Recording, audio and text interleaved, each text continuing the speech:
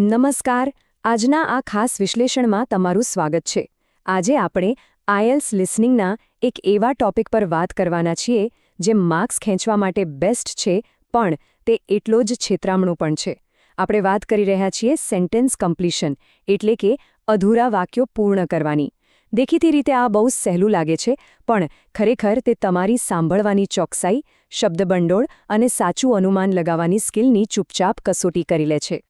હવે એક મોટો પ્રશ્ન એ થાય કે ઘણા લોકો ઓડિયો બરાબર સમજતા હોવા છતાં માર્ક્સ કેમ ગુમાવે છે?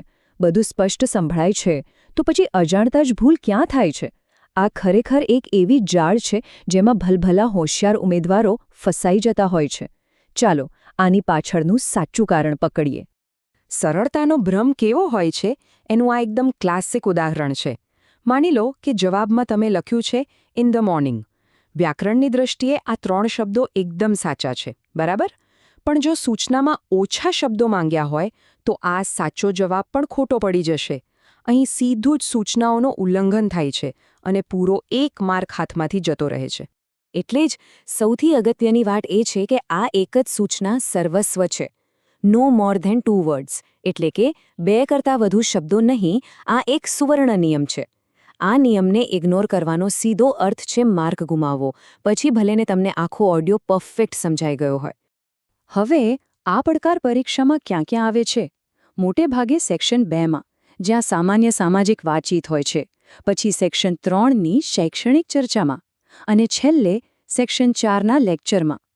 જેમ જેમ તમે આગળ વધો છો તેમ તેમ મુશ્કેલીનું લેવલ પણ ઘણું વધી જાય છે. પણ ચિંતા ન કરો. આ પ્રોબ્લેમ સોલ્વ કરવા માટે આપણી પાસે એક સરસ 5 સ્ટેપની પદ્ધતિ છે. પહેલું, જવાબનું અનુમાન લગાવવું. બીજું, પેરાફ્રેઝિંગ, એટલે કે અલગ રીતે કહેવાયેલી વાત સમજવી. ત્રીજું, શબ્દ મર્યાદાને વળગી રહેવું. ચોથું, ડિસ્ટ્રેક્ટર્સ, એટલે કે ધ્યાન ભટકાવતી વાતોને પકડવી. અને પાંચમું, સાચી જોડણી. બસ આ 5 સ્ટેપ્સ તમને આમાં માસ્ટર બનાવી દેશે. ચાલો પેરાફ્રેઝિંગ કેવી રીતે કામ કરે છે તે પ્રેક્ટિકલી સમજીએ. એક વાત હંમેશા યાદ રાખજો કે ઓડિયોમાં બોલનાર વ્યક્તિ ક્યારે પણ પ્રશ્નમાં છપાયેલા એ જ શબ્દો બેઠા નહીં બોલે. સ્પષ્ટ શબ્દો શોધવાને બદલે સમાન અર્થવાળા શબ્દો સાંભળવાની આદત પાડવી જ પડશે. દાખલા તરીકે, જો પ્રશ્ન એવો હોય કે વિદ્યાર્થીઓએ અસાઇનમેન્ટ ક્યારે સબમિટ કરવાનું છે અને ઓડિયોમાં સંભળાય કે એન્ડ ઓફ ધ વીક, એટલે કે અઠવાડિયાનો અંત, તો અહીં ફક્ત શબ્દો નહીં પણ અર્થ સમજવાનો છે. એન્ડ ઓફ ધ વીક સીધું જ ફ્રાઇડે, એટલે કે શુક્રવાર સાથે કનેક્ટ થાય છે. હવે આવે છે સૌથી મોટી ટ્રીક, ડિસ્ટ્રેક્ટર્સ. ઓડિયોમાં બોલનારા ઘણીવાર વાક્યની વચ્ચે જ પોતાની વાત બદલી નાખે છે. એ લોકો પહેલાં કહેશે મંડે અને પછી અચાનક સુધારો કરીને વેનસડે કહી દેશે. જે લોકો સૌથી પહેલો શબ્દ સાંગળીને તરત જવાબ લખી દે છે એ લોકો આ જાળમાં ફસાઈ જાય છે. એક બીજી નાની પણ ગંભીર ભૂલ છે સ્પેલિંગ અને ગ્રામર. તમે 3 બુક્સની જગ્યાએ માત્ર 3 બુક લખી દો તો પાછળ બહુવચનનો એસ ન હોવાને કારણે સાચો જવાબ સીધો જ ખોટો પડી જાય છે. એટલે એક નાનકડી ભૂલ પણ માર્ક કાપી શકે છે. તો હવે થોડું એક્શન લઈએ. ચાલો 5 રેપિડ ફાયર ઉદાહરણો સાથે આ બધી જ ટેકનિક્સને સીધી જ પ્રેક્ટિસમાં મૂકીએ. આનાથી તમારી સમજણ એકદમ પાક્કી થઈ જશે અને રિયલ એક્ઝામ જેવો જ કોન્ફિડન્સ આવશે. તૈયાર છો? ચાલો શરૂ કરીએ. સૌથી પહેલું ઉદાહરણ એક રોજિંદી સામાજિક વાતચીતનું.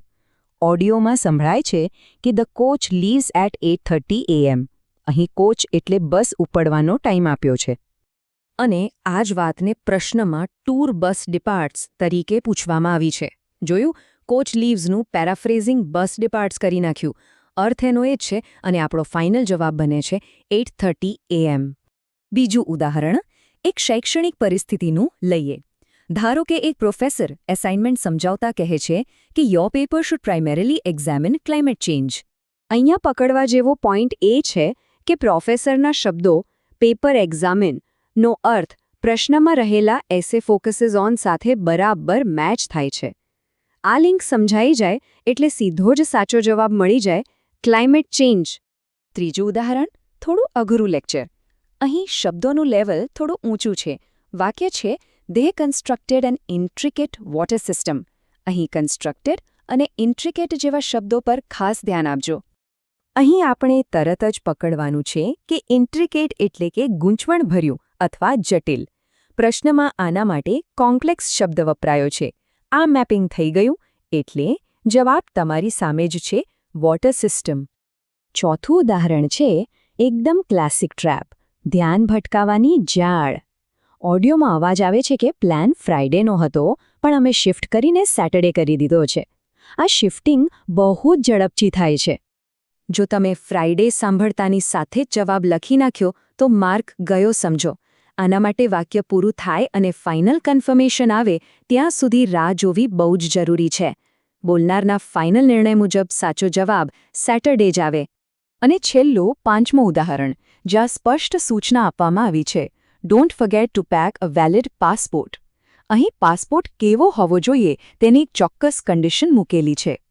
હવે જો નિયમ પ્રમાણે 2 શબ્દો લખવાની છૂટ હોય તો જવાબમાં માત્ર પાસપોર્ટ લખવાને બદલે વેલિડ પાસપોર્ટ લખવું એ સૌથી સેફ ઓપ્શન છે.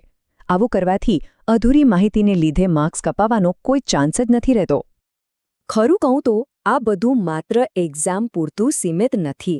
એક મોટા પિક્ચર તરીકે જોઈએ તો જ્યારે તમે આ રીતે સાંભળીને અર્થ સમજવામાં માસ્ટર બની જશો ત્યારે રિયલ લાઈફમાં પણ તમારી ઇંગ્લિશ વાતચીત એકદમ નેચરલ થઈ જશે.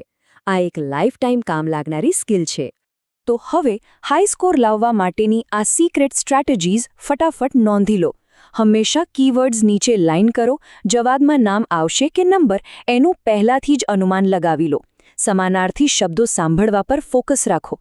અને હા, મિસ્ટેક ટાળવા માટે જવાબો હંમેશા કેપિટલ લેટર્સમાં જ લખવાની આદત પાડો. તો ચાલો આજના આ સેશનને એક જબરદસ્ત વિચાર સાથે પૂરો કરીએ. શું તમે હવે આ નવી માઇન્ડસેટ સાથે પ્રેક્ટિસ કરવા માટે તૈયાર છો? હવેથી ફક્ત શબ્દો સાંભળવાનું બંધ કરી દઈએ અને એની પાછળનો અર્થ સમજવાનું શરૂ કરીએ.